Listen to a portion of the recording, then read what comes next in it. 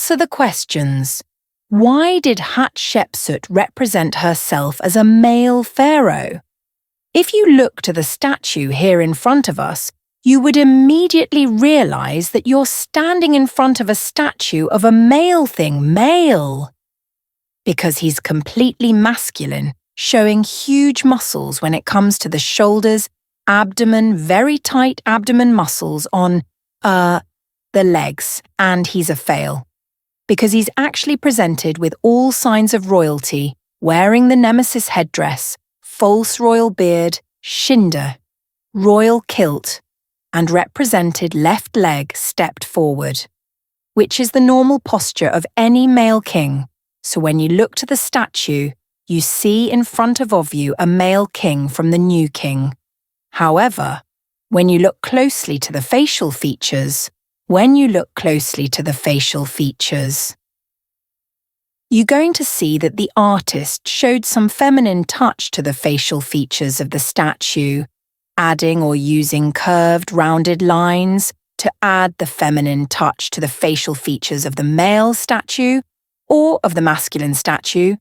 Indeed, when you look to the cartouche, you're going to read Matkara, which means Matkara, my right justice is the Ka of Ra. Justice is the Ka of Ra. Indeed, this is the coronation name of Hatshepsut, which brings us to a very important question. Why did Hatshepsut represent herself as a male pharaoh? And why did Hatshepsut represent herself as a male king? In order to answer this question, you need to know, and we need to start right from the beginning, and you need to know that the statue is only a representation of how the owner wants to be seen by the public. So Hatshepsut wanted to be seen as a male king, and that is why she represented herself that way. And the question that imposes itself, why did Hatshepsut want to be represented as a male? And as I said, to answer this question, we need to start right from the beginning. It was the reign of King Thutmose I. King Thutmose I was one of the very important kings who ruled Egypt during the 18th dynasty. He had everything. He had wealth, authority, and he was loved by his people the most. The only thing that made him with a very heavy heart, sad. The only thing that made him with a very heavy heart and made him in fact miserable was the fact that none of his sons or his offspring survived him. Every child that was born to him actually died. And so, like any parent, he wanted to conceive a child that would be safe and sound, a child that would become the heir to his throne. He tried his very best and conceived 3 to 4 children.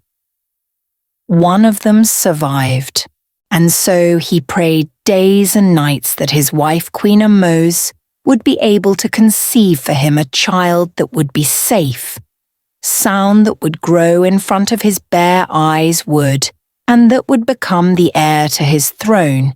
Days passed by and King Thutmose I prayed to god Amon-Ra to have an heir to the throne, a child that would survive and that he would see grow in front of his eyes. And it was on that one fine day in the ancient Egyptian history that changed the Egyptian history's course forever. It was on that day that news flew to King Thutmose I that his wife Ahmose was pregnant.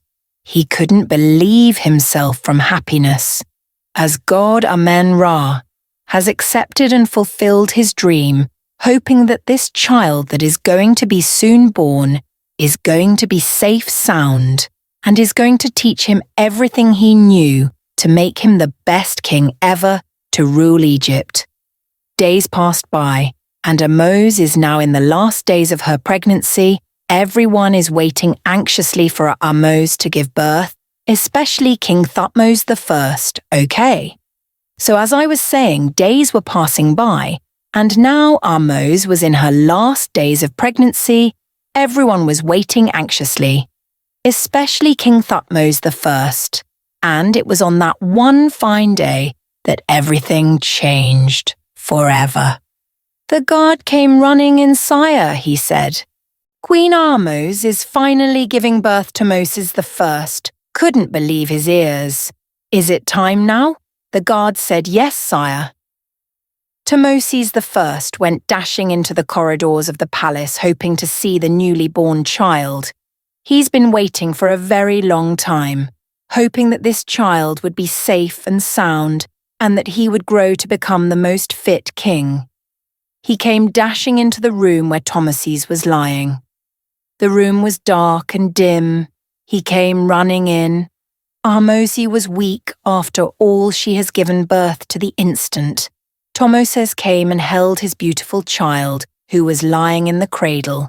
He held him to look in his eyes and see the beautiful face with a very low, weak voice.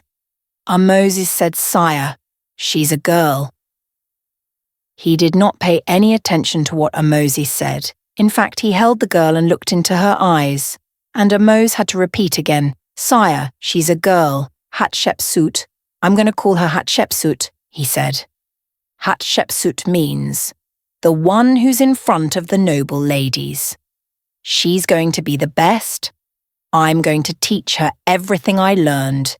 She's going to become the heir to my throne. King Thutmose I never felt that he was in need of having a boy. The only thing he wanted was that she would be safe and sound. On that day in the Egyptian palace, everyone was in complete happiness.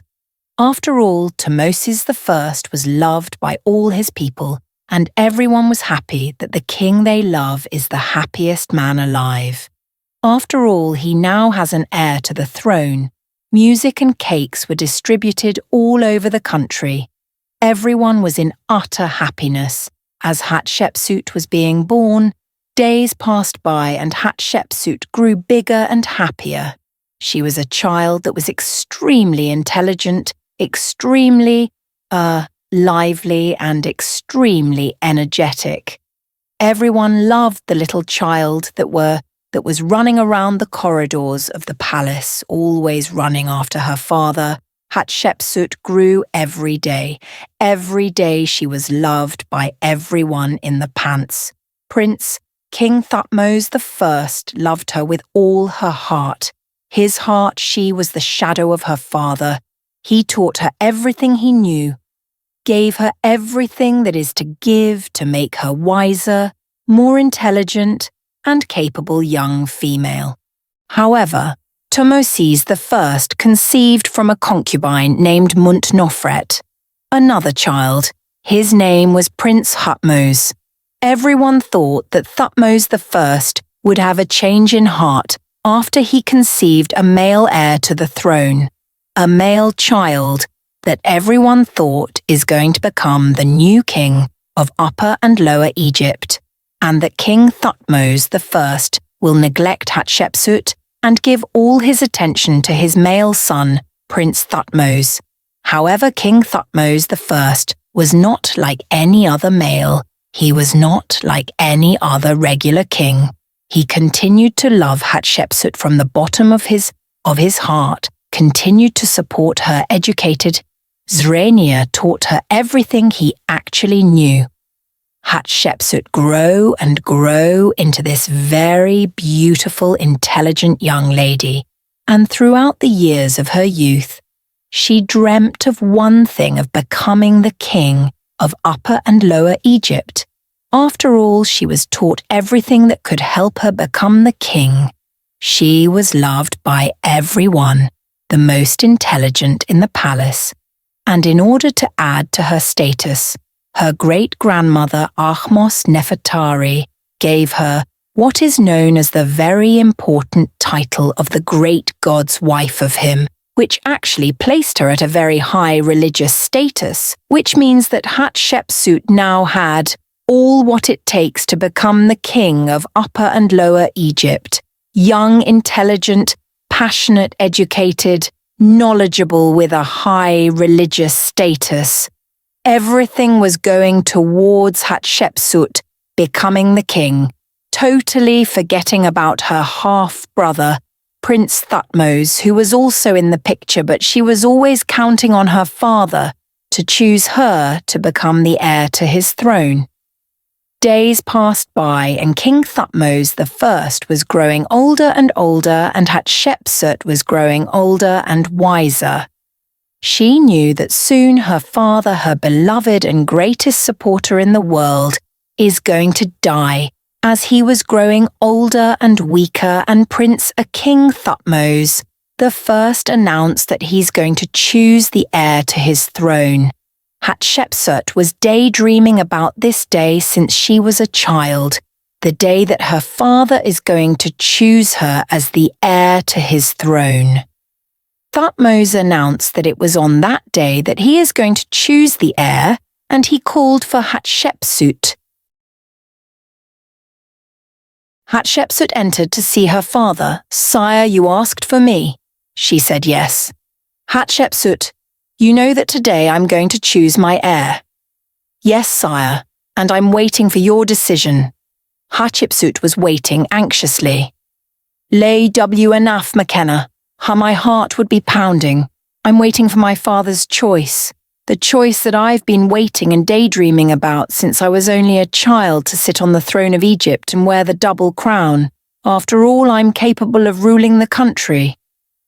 Thutmose I kept talking and talking while Hatshepsut was daydreaming about the day she's going to sit on the throne and wear the double crown. "Hatshepsut, are you with me?" "Yes, I am.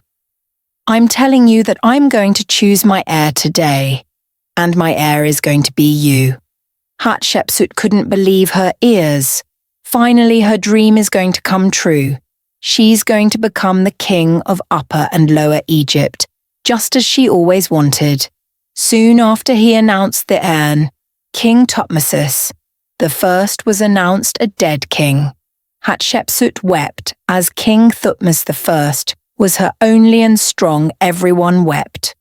All the Egyptians wept after the loss of King Thutmose I, as not only his retinue loved him, but the common Egyptians like me and you loved him the most, and everyone wept his death.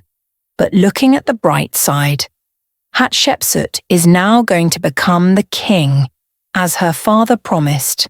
But she didn't know what fate was keeping behind. She thought that everything is going to go as planned, and that the world was all honey cakes and roses. But Hatshepsut was wrong, as the followers and the priests of Amen came to meet Hatshepsut. "Hatshepsut," they said, "you are not going to become the heir like your father promised. But it's my right. My father promised me that I'm going to become the king. But you're a female. You cannot rule the country. You have no right. No female has the right to rule. The throne is going to go to your brother, Prince Thutmose. He's going to become the new king of Upper and Lower Egypt, to Thutmose II. But it's my right.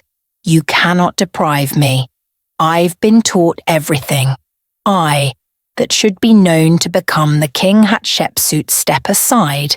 This is the final decision. They all like it, and the priests of Amen at that time were extremely powerful when it comes to wealth and when it comes to the religious status, to the extent that they were able to deprive Hatshepsut from her own throne, only because she was a female